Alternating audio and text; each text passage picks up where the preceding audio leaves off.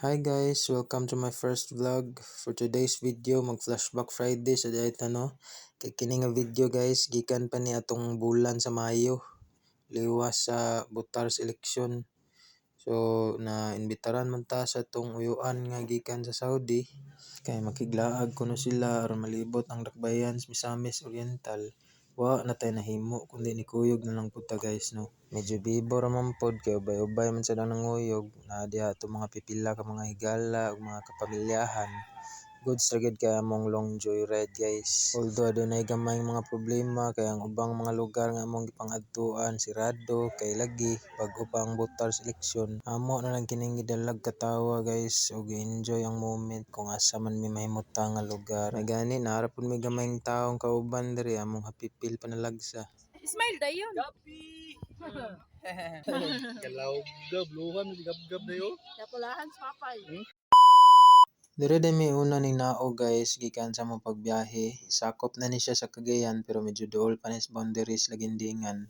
O may kabalo unsa ning lugar guys pero kung inyong mabantayan diha sa Loyo na mo'y makita diyang balay guys o nindot kay na siya nga mga balay diha ambot kinsay tag-iya diha. Ingon man sila vlogger kuno tag-iya na ambot sa katinuod. What? Pero ang naog mi diri aron makapamainit, makarelax, magastorya-storya ginagmay about sa nahitabo sa eleksyon. Unsay mga ganap sa election vote day, kinsay midaog, kinsay napildi, ug mao to siya guys ang nahitabo. Pag humana mog pamainit, nag-relax sa mi kadali diri, dula-dula, banding-banding ani nga bata. Smile dayon. Gabi! Basta kamera mo, smile lagi na siya. Og nagpadayon namin sa among pagbiyahe guys kay medyo layo pa gyud ang unang lugar nga mabisitahon guys. Moadto mi sa Dragon Tail Claveria. Medyo similar siya gamay sa Dahilayan Park pero I think mini version siya at the same time much cheaper. Correct me if I'm wrong. What? May paning isa diri o chill ra kay sluyo ano. Tag life is real. Hi vlog, welcome to my guys, Shy Type Yarn. And finally, naabot ra gid mi diri sa mong unang destination, ang Dragon Tail Claveria. But unfortunately, wala mi kasulod diha guys, kay close sila ani nga time. So among gibuhat ani guys, kay nag-sightseeing na lang mi diri sa taas, pusla man di ta kasulod diha. Amo na lang gibidyohan no para masayra na tuon sa kanindot ang view diri. Mao ni ang point of view sa lain nga angle guys, so grabe nindot kay landscape oh. Ka-relax siya sa mata ba. Anhin na mo diri guys, sige mo magmahay. Tapok-tapok din mi diri sa taas guys, okay naghulat mi ng uban di mahuman na sila kay kami na po magpa-picture. As jay-jay og Sardrek o kita sila iring lang gidulaan. Og sa wakas nakapa-picture ra gid mi guys. Indot kay ang view diri. Pag na mag-picture-picture, nagpadayon na po mi sa mong panaw aron kami makita og lugar kung asa pwede mi makapwesto, maka-picnic, maka-relax, maka-sightseeing, maka-picture-picture.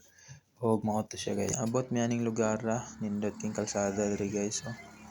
Pero nakalimot na ko unsay pangalan ng dapita. Basta mao kini ang lugar kung diin kami nakaplastar o nakapwesto sa among mga gipandalang balon kay gutom na kayo guys. Ampo ra gamay ayon sugda na din kaon no kay gutom jud basta biyahe. Mao na magbalon jud dapat permi guys no every time ang lakaw aron di kay madak-an sa gasto. Perfect jud kani nga spot diri guys for picnic kay nindot kay ang view diha sa Loyo guys oh. Maka-relax, nature jud kay ang vibes. Pag humana magpangaon guys, naglingkod-lingkod sa mi diri aron maka-relax no, picture-picture, tabi-tabi. Mao ra ni among group picture guys, so nice kayo. Og nagpadayon na pud mi sa among pagbiyahe aron makaabot na pud mi sa among sunod nga destinasyon. Pagkataod-taod guys, naabot ra gid mi diri ambot asa na ni dapita. Pero na siya pagka-mysterious og nalingaw kay ko sa reaction sa mga kauban guys. Karabalan. Hindi ka puyo dia. Tingos ba? Wala ka puyo dia. Bibo kita dira ba magtipog dira tanan. Lah. Wata ka karaan na. Yo, karaan gi ba? Stol na uli ka gabi yawa na. And finally, nakaabot ra gid mi diri ang dapit. I don't know unsa ni siya nga kuan guys, forest park ba ni or resort. Kay ang lugar pa lang oh, daghan kay mga kakahuyan pero ginganlan ni siya Cedar, no. Welcome to Cedar. Ang pagkamalas sa ginamo ani pag-arena mo diri guys kay gawas sa gaulan na Wa pa gyud mi kasulod atong na swimming pool dito guys kay wa pa kuno masudli nilag tubig. So sirado na pod. Mao nang gabidyo-bidyo na lang jud ko lari guys. Okay, nindot kay palibot guys, daghan kay mga kakahuyan.